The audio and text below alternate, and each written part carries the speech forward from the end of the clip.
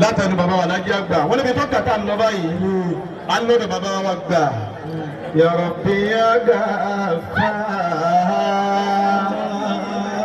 Ya Rabbi ya Ghaffar. Bàbá ọ̀tẹ́ igi fèrèlè àbùdé gàyà àyà sọlá. Ya Rabbi ya Ghaffar. Ẹ̀rọ bàbá wí torí ọlọ́run. Ya Ghaffar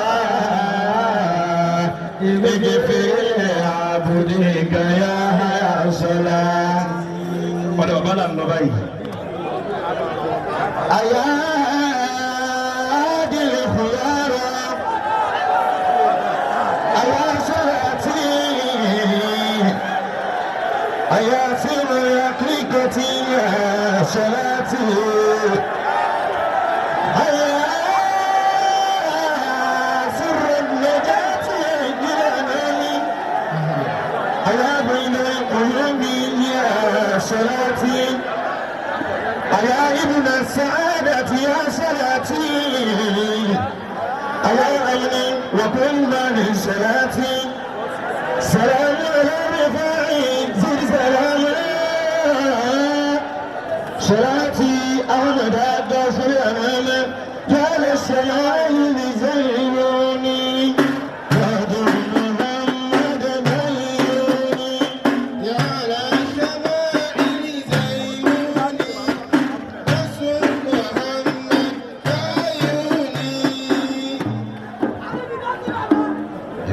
الصفا والهيمان على الطريق زماني سلوني بأهل الجيراني أحمد شيخ صلاتي أبو الإلهي فتياتي أبو الإلهي فتياتي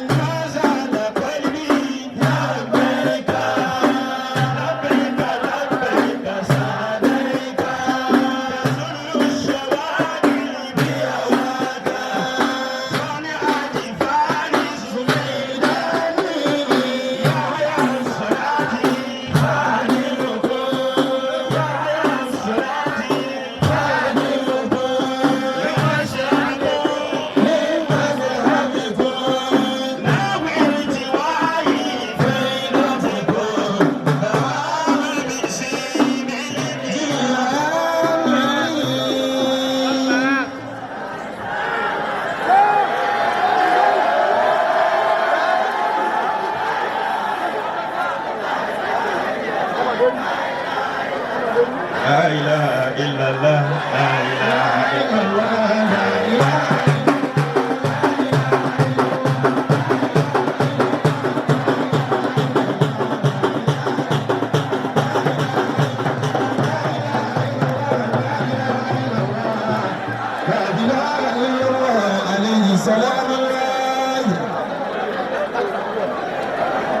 اغفر لعبدك يا حيا صلاتي يا ربي يا غفار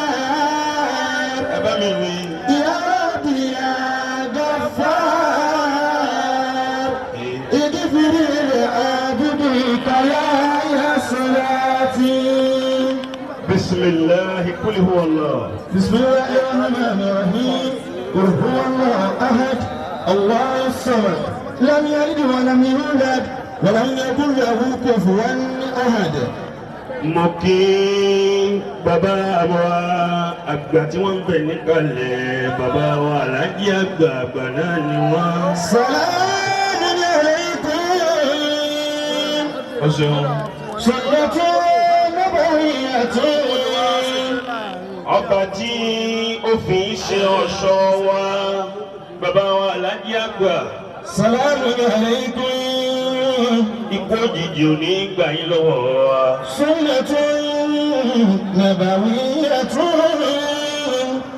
mo fi bàbá mi Alhaji àgbà tó jásí wípé bẹ́ẹ̀ bá ń wò wọ́n yóò máa rí bàbá wa tìjẹ́ irin tìjẹ́ tata náà lára wọn. سنة نبوية صورة هيبة جلالة حركة سكنة هيبة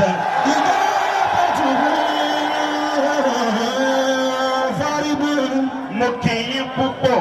إجابة فرد mo fi kí gbogbo àwọn mayamaya mayamaya mayamaya. إجابة فرد على كل مسلم mo kí bàbá wa ìmáàmù àgbà. سلام عليكم بشير نذير مشفق متعاطف رؤوف رحيم محسن متعاطف محمد رسول الله يا شجبانا بكي púpọ̀. سلام عليكم mo darí kíkì tí mo fi kí gbogbo ẹ̀yin ńláńlá ńláńlá tẹ̀ wá níkàlẹ̀. سنة نبوية mo kí bàbá wa Yásìn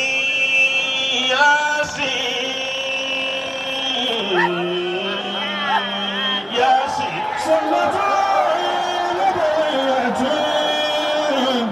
ọmọ ìyá mi àfa wa níbi dé sí wọ́n tún wá smile. إجابة فرد Yásìn èyí tí Yásìn èyí tí wọ́n fi kọ́rùn yìí fẹ́ni tí ọba ta fẹ́lẹ́fẹ́lẹ́ إجابة فرد yọ pa fùrọ̀ lórí sí. إجابة فرد على كل مسلم wíbẹ̀ dáadáa. سلام عليكم òkúta náà yín bí àná náà ni ẹ wá ṣe kórókóró sí àníyàn dáadáa níbi ẹ wá ṣe kórókóró. سنة ọjọ́ oríṣi ń bẹ́ẹ̀ bẹ́ẹ̀. نبوية bí ó bá tún yàtọ̀ sí fún yín yóò máa dá sí ni. سنة نبوية mo kí àlùfáà wọn àríbídé sí. إجابة فرد bàbá ọlọ́mọ tuntun. إجابة فرد bàbá ọlọ́mọ tuntun. إجابة فرد ó àfáà wọn àríbídé sí. ọlọ́run wọlé ànábì Muhammad. فرد gbogbo ntọ́lọ́ ń ṣe ọlọ́run ò ní yóò bàjẹ́. فرد bẹ́ẹ̀ yẹn bá ń wọ ẹni tó ládìyàn tó dáa. àfáà wọn àríbídé sí nọ́mbà 1 ni wọ́n. فرد على كل مسلم ọlọ́njọ́ ṣe wá ní àtùpàlù ìní ọlọ́run má pa wá láéláé. سلام عليكم mo kí kọ́mándà kọ́mándò kọ́mándúnà سلام عليكم kọ́mándúnà. سنة نبوية nínú àwọn ògo Ìlọrin náà ni سنة نبوية ájì kọ́mándà gbogbo tí ń gẹ́rẹ́ kún òjijì kò ní kalẹ̀ sọ́dọ̀ rẹ̀. سنة نبوية mo kí gbogbo àwa mẹ́yìn kíwúlẹ̀ ẹ̀mẹ̀mẹ̀. إجابة فرد mo kí gbogbo wa lọ́kùnrin wa lóbìnrin wa mo kí ẹ̀yin ìyá mi ó débẹ̀ ó dẹ̀rọ̀. إجابة فرد ẹ dákun torí Ọlọ́run bàbá mi lábẹ́ mi ojú mi ọ mo kí gbogbo ẹ̀yin bàbá. سلام عليكم mo kí gbogbo yín. سنة نبوية ẹ̀yin náà lè ń bẹ láàfin bẹ kéwù lọ. سنة نبوية mo gbọ́ gbóná ni. سنة نبوية bí wọ́n bá ga tán torí àwọn bàbá rẹ̀ tó lè yí bítábítá fún wọn tó rò kóore kan lọ́lọ́run ṣe fún ọ ọlọ́run padà kóore wọn lọ́wọ́ rẹ̀. إجابته فرد على كل مسلم ọlọ́run jẹ́ pàwájì náà. إجابته فرد mo wá darí kíkì mi sọ́dọ̀ ẹ̀yin tiwantiwa. سلام عليكم ẹ̀yin tẹ́ ẹ ṣolófo سلام عليكم ológo ni سلام عليكم olófo nìkan ni ó káwọ́ lẹ̀ ní òde pariwo ọ̀la. سنة نبوية olófo ni ọmọ kéwú ọmọwé ọkọ̀ṣẹ́ yẹjú wọ́n yí kébé káàkiri gbogbo àdúgbò. سنة نبوية tí ò bá sírù rẹ̀ láàrin wa ní ayé wọn níbi ilé mẹ́ta kéré.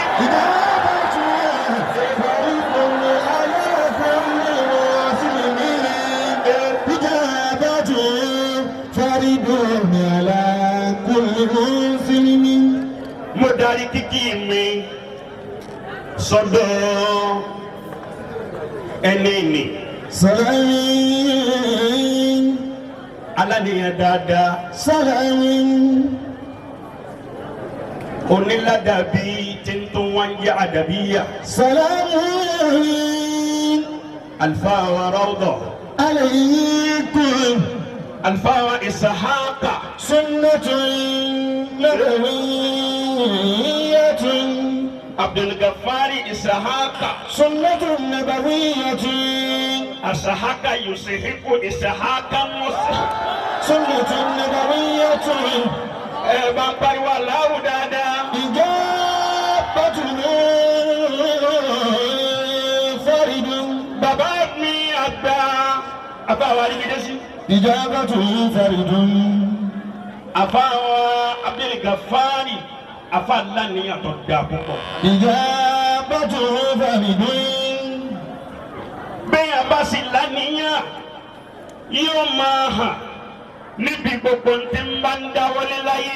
إجابته فرد على كل مسلم abiyamọ tó fẹ́ kí ṣe ọmọ ṣojú ẹ̀mí o afa ti ń wọ ọ̀dọ̀ àwọn obìnrin tí ń pín oúnjẹ yìí. سلام عليكم سنة نبوية إجابته فرد على كل مسلم ẹ yà kó mẹ́. سلام ahamadu láti Kánò. عليكم gbogbo ẹni tí ń bá ń bẹ láyé afáwa Yasin kọmọndà bàbá wa níbi dé sí ẹni tí ń bá ń bẹ láyé tí ọba lánìyàn yóò máa hàn bí gbogbo tó bá fẹ́ sí láyé. أخلصي má lọ bẹ̀ wọ́n. سلام عليكم ẹ dákun torí tọ́lọ́run سنة نبوية àníyàn tó ní náà ni ò ti jẹ́ káyé rẹ kó ní túmọ̀ láti jọ yìí. سنة نبوية àlùfáà wa àgbà Al-Awza'i rahimahullahu ta'ala. سنة نبوية àwọn ni wọ́n lọ ọgùn níjọ́ kan wọ́n rí ọkùnrin kan wọ́n wá sọ fún wípé àwọn ń wá ilé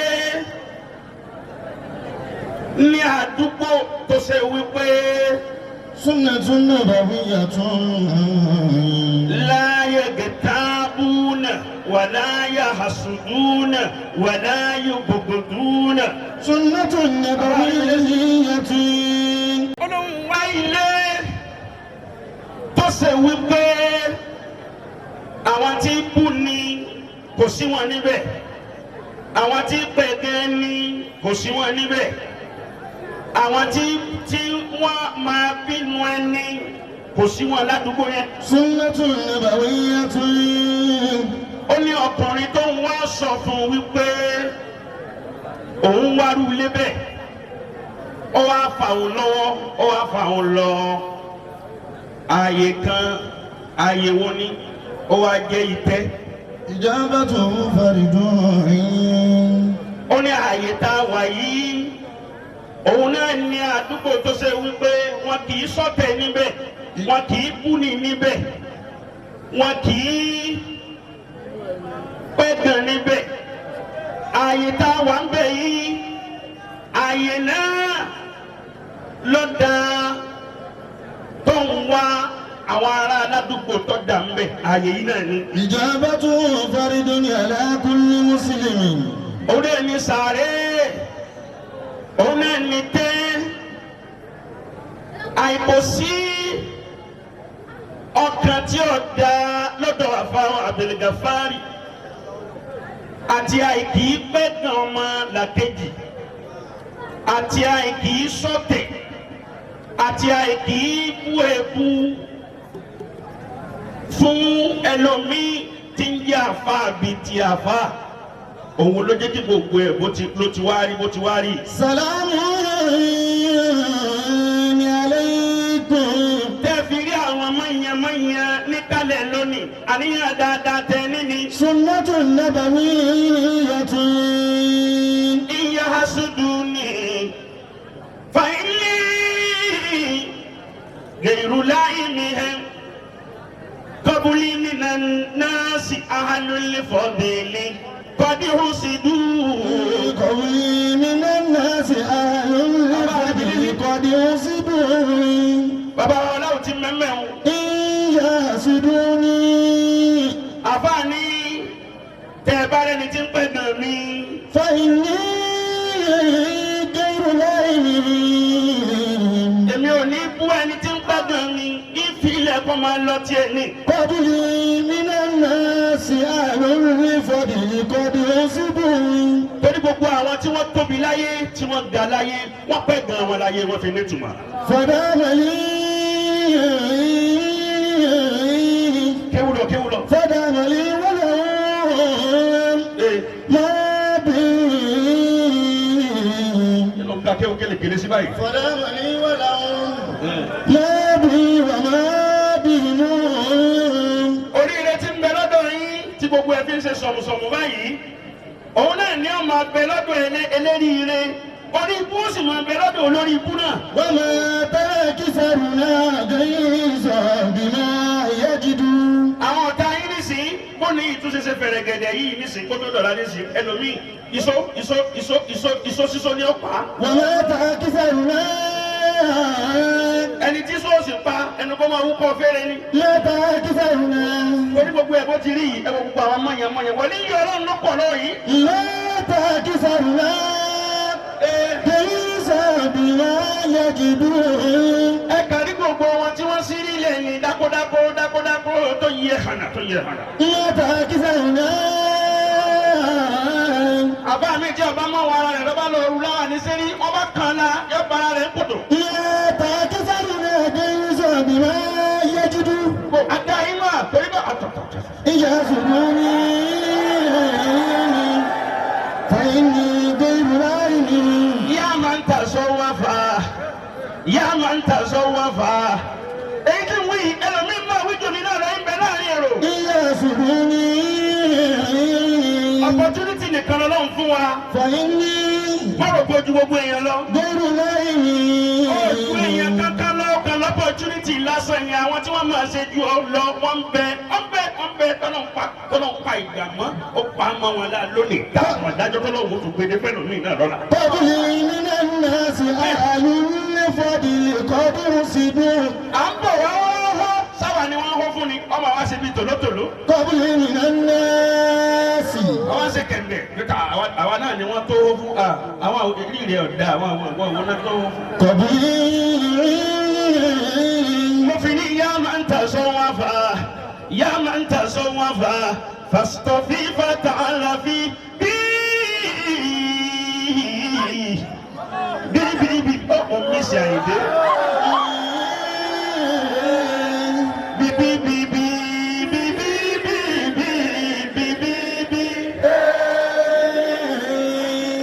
Olóríire pọ̀ lórí gan.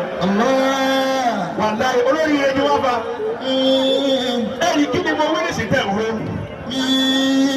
Ẹlòmí ayé yóò sì ti bàjẹ́ tó yẹ sílé rẹ̀.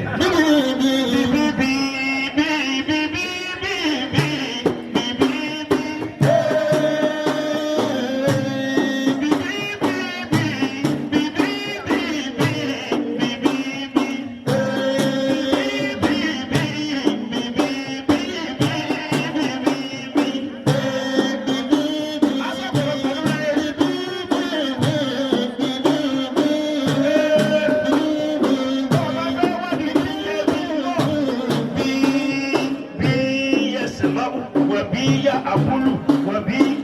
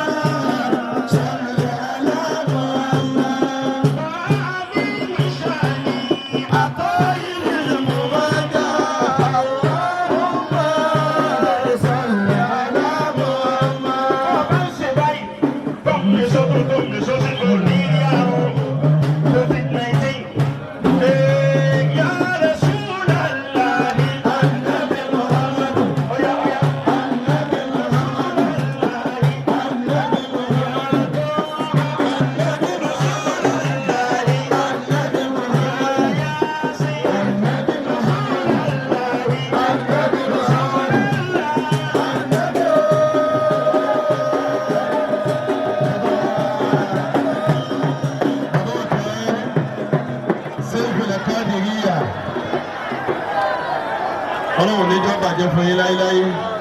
Àmín. Bí bàbá ti máa ṣe lọ́dọọdún náà nù wọ́n wá lọ́dún tó lọ bẹ́ẹ̀ wọ́n tó wá ti sin.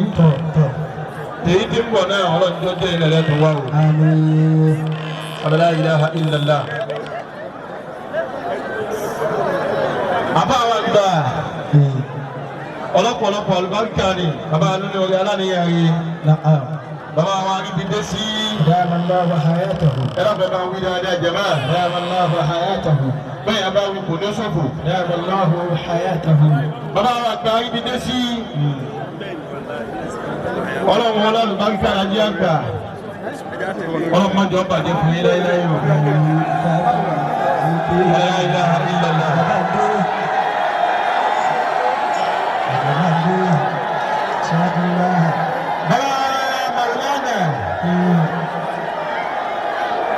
فضيلة الشيخ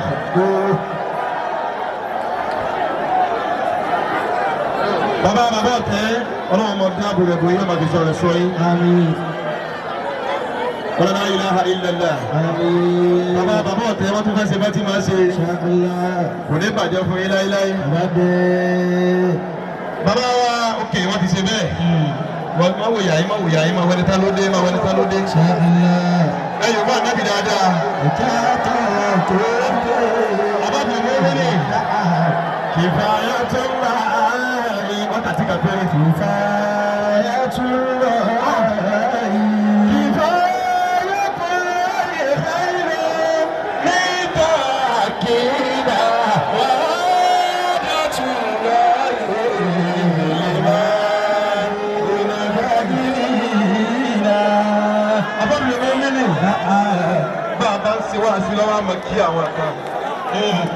àwọn tó lọ kí tẹ kó bẹ́ẹ̀ bàbá kí wọn olóhùn sí kàbùkù. kẹ́ẹ̀dẹ̀lẹ̀ àádì ọ̀yọ́ òyìnbó ti kẹ́ nìkan kúrò falẹ̀ ọ̀rọ̀ ìmọ̀tàbó. abábìlì mọ́mìnì ọmọ kí wọ́n àgbélẹ̀nu ẹnì kankan Ànábì wa Muhammad lọ́nà òfin sáyé.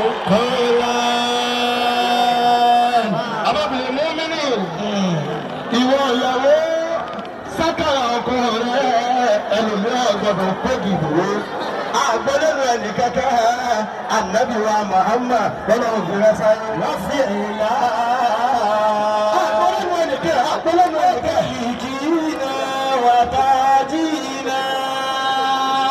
ọjọ́ ìgbàgbọ́lẹ̀ mo ti dé. olóòrè sí ìlànà bí sí àbí àlàní.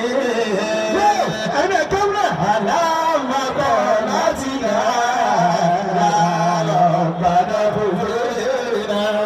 wàkánà lálíkà lálíkà.